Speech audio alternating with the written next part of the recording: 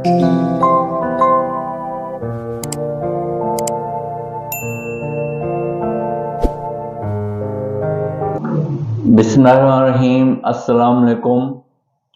आज हम एक कॉमन इशू के ऊपर बात करेंगे जिसे हम बोलते हैं फ्रोजन शोल्डर, जमा हुआ कंधा। ये जो बीमारी है ये शुगर के मरीजों में सबसे ज़्यादा पाई जाती है। एक सर्वे के मुताबिक अगर 10 लोगों को फ्रोजन शोल्डर है तो उसमें से तकरीबन 7 लोग ऐसे हैं जो कि शुगर के मर्ज में मुब्तला हैं। आज हम ये बात करेंगे कि फ्रोजन शोल्डर होता क्यों है, इसकी अलामात क्या हैं, इसको पता कैसे चलता है, इसकी स्टेजेस और इसके बाद इसका इलाज क्या है। पहले नंबर पे ये कि जो अल्लाह ताला ने हमारा कंधा बनाया है, यहाँ पे मतलब जो हड्डियाँ हैं वो आपस में इनको जॉइंट होता है, तो वो इसके इर्द गिर्द एक कैप्सूल होता है जिसकी वजह से ये जो हमारी बोन होती है इसके अंदर मूव कर रही होती है। जब इसके कुदरती निज़ाम में किसी किस्म की तब्दीली आती है तो उसमें जो है हमारे जो कंधे के ऊपर जो मूवमेंट है, हरकत है, वो नॉर्मल नहीं होती, डिस्टर्ब हो जाती है।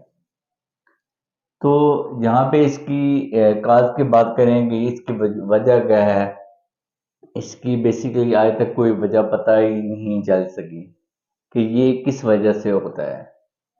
लेकिन जैसे कि मैंने आपको पहले बताया कि ये शुगर के मरीजों में बहुत ज़्यादा कॉमन है, लेकिन शुगर के बगैर भी लोग हैं उनको भी हो सकता है। तो इसकी अलामात क्या होती हैं? इसमें जो पहली अलामात है वो ये है कि इसमें जो आपके कंधे की मूवमेंट है वो आपकी डिस्टर्ब हो जाती है, नॉर्मल नहीं होती। दूसरे नंबर पे शदीद किस्म का इसमें दर्द होता है और इसका जो डायग्नोसिस है वो कोई भी इसका कोई लेबोरेटरी का टेस्ट नहीं है जिसकी वजह से ये पता चल जाए कि इसमें क्या है। इवन के जो हमारा एक्सरे है उसमें भी कोई ख़ास किस्म की फाइंडिंग नहीं आती और ये कहा जाता है कि एमआरआई में कोई माइनर सी है आपकी फाइंडिंग नज़र आ जाएगी।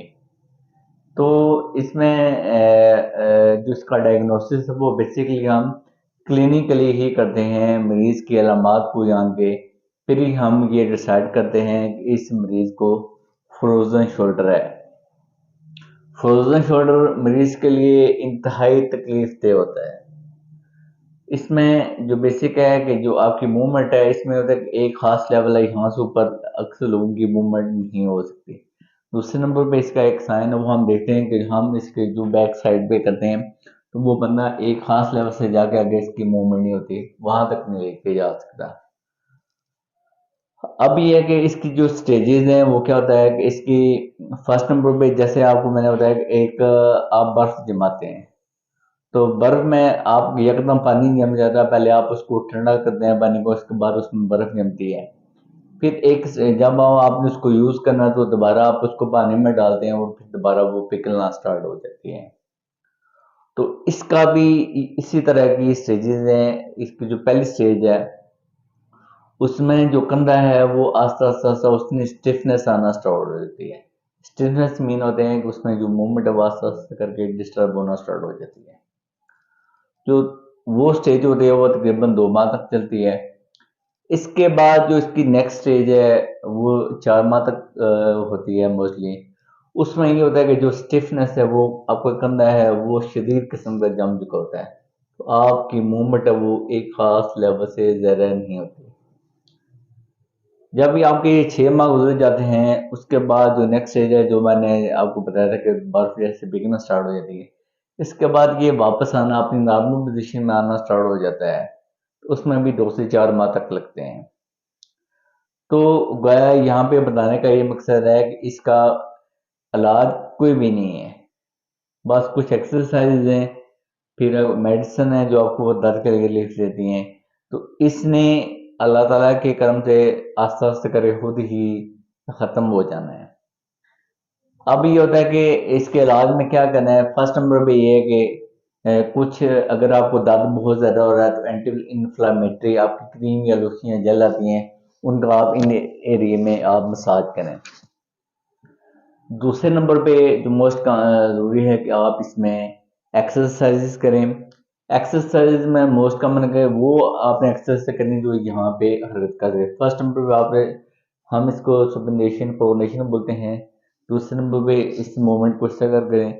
थर्ड नंबर पे जिस तरह आप सर्कमडक्शन हम बोलते हैं, जिस तरह आप बाल कराते हैं इस तरह करके। फोर्थ नंबर पे आप दीवार के साथ खड़े होकर इस तरह मुख्तलिफ पोजीशन में करें।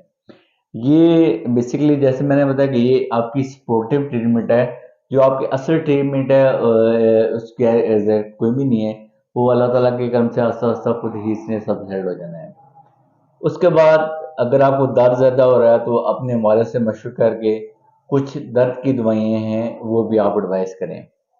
एक और चीज़ है वो जो होते हैं गर्म पानी की बॉटल होती है, वो लोग अक्सर यूज़ करते हैं। उसका ऐसा जो उतना इफेक्ट नहीं होता। आपकी जो बाहर वाली जल्द है ये तो गर्म हो जाएगी, लेकिन अंदर जो उसको जॉइंट है वहां तक नहीं है, उसकी रसाई होगी। उसके लिए एक इंफ्रारेड लाइट होती है वो यूज़ करते हैं। उसमें ये करते हैं हम कंधे को अपने एक्सपोज करते हैं। एक्सपोज करके वो लाइट तकरीबन 6 इंच के फासले पे रख के तो वो इसको एक्सपोज करके उसको में एक्सपोजर देते हैं। तो वो भी आपने जब यूज़ करनी है तो 10 से 15 मिनट से ज़्यादा देर तक यूज़ नहीं करनी, क्योंकि उसकी हीट बहुत ज़्यादा होती है और आपको डिस्टर्ब कर सकती है। तो उसके बाद ये है कि ये जो जैसे मैंने आपको बताया कि 6 माह तक इसकी रिकवरी होना स्टार्ट हो जाती है। अगर कोई ऐसा पेशेंट जिसका दर्द शदीद किस्म का है और उसको क्या नाम है किसी किस्म की ऐसे जॉब है जिसमें उसमें डिस्टरबेंस हो रही है, तो वो उसको अपने मुआलिज से या ऑर्थोपेडिक सर्जन से जाके कंसल्ट करे। एक तो उसमें ये किया जाता है कि इसमें इंजेक्शन लगाया जाता है। तो उसमें ये करते हैं कि जो स्टेरॉइड इंजेक्शन होता है और मुख्तलिफ उसमें और चीज़ें भी होती हैं। तो वो जब पेशेंट को लगाते हैं तो उसके साथ ये होता है कि उसका दर्द भी रिलीव हो जाता है और सिम्टम भी रिलीव हो जाते हैं। लेकिन कुछ मरीज ऐसे होते हैं जिनको सिर्फ एक इंजेक्शन से ही ठीक हो जाता है। लेकिन कई मरीज ऐसे होते हैं जिनको मुख्तलिफ इंजेक्शन के शॉट देने पड़ते हैं, फिर वो जाके रिकवरी होती है। और कुछ पेशेंट ऐसे होते हैं जिनको मुख्तलिफ ज़्यादा इंजेक्शन लगाने के बाद फिर भी रिकवरी नहीं होती। तो ऐसे पेशेंट के लिए फिर एक टाइम आता है, जैसे 20% लोगों में रिकवरी कभी कभार नहीं होती। उन लोगों को फिर आगे सर्जिकल मैनेजमेंट पे जाना पड़ता है, जो कि आपका जो है ऑर्थोपेडिक सर्जन है वो ही डिसाइड करेगा कि इसको आपने इस तरह करना। तो लिहाजा अगर किसी को भी फ्रोजन शोल्डर है, जैसे मैंने आपको बताया एक मूवमेंट आपकी रिस्ट्रिक्टेड है, बैक साइड पे नहीं जा सकती, तो इसमें ये होता है कि आपने सब्र से काम लेना है। तो यूजुअली ये ज़्यादातर 6 माह बाद ये ख़त्म होना स्टार्ट हो जाता है। तो अगर नहीं होता तो फिर आप ऑर्थोपेडिक सर्जन से ज़रूर कंसल्ट करें। और यहाँ पे एक और बात मैं ज़रूर बताना चाहूँगा, वो लोग जिनको पहले से शुगर नहीं है लेकिन उनको ये वाली अलामत आ रही है, तो उनको ये चाहिए कि अपनी ब्लड शुगर ज़रूर चेक करें।